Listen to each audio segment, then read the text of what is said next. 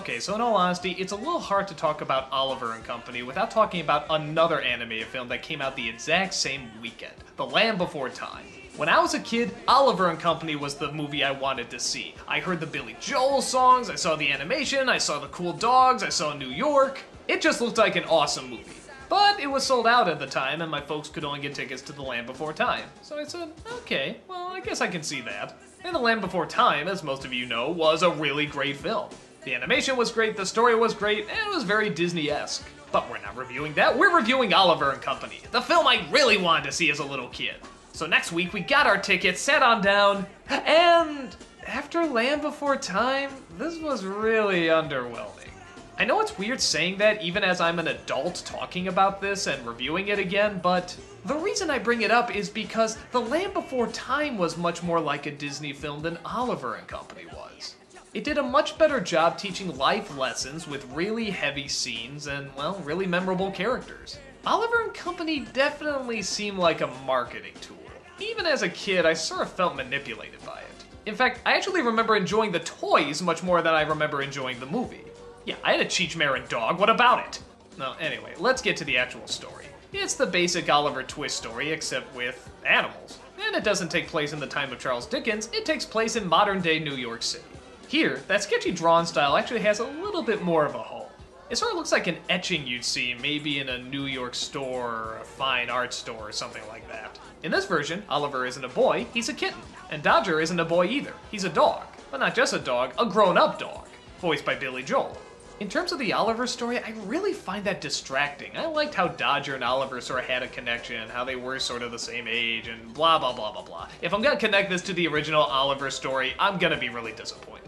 There's really no point in setting it in modern day, or in New York, or with animals. So let's just ignore that for now and look at the story as it is. Oliver meets up with a bunch of tough dogs who are owned by this bum voiced by Dom DeLuise. He does dealings with this gangster, but not because he wants to, more because he just got himself in a bad situation.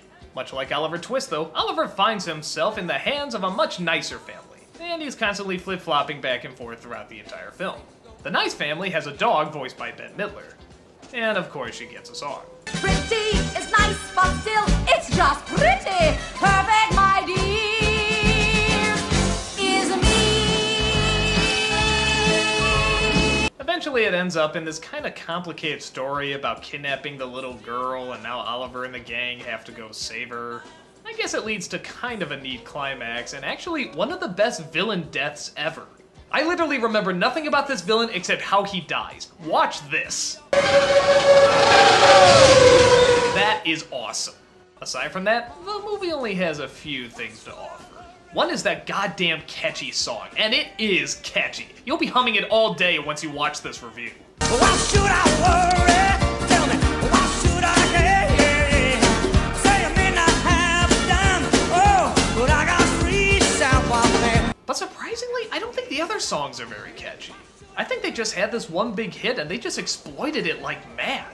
I do remember Cheech Marin as the Chihuahua, and yeah, he gets a funny line every once in a while. It's funny thinking he'd come back as a hyena a few years later. And actually, I really do like the way they portray New York.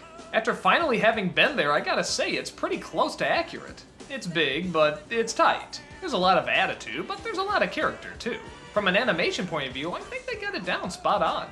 But aside from that, it's surprisingly forgettable. I don't remember too many of the characters, and like I said, the songs don't really leave you humming much except for the one. And yeah, for Disney to do a version of Oliver, I sort of expected a lot more than this. At least for it to make a bigger impact.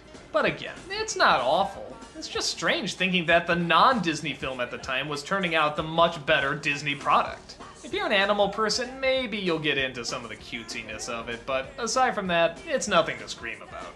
But let's face it, this was just the film to tide us over before the next gigantic hit.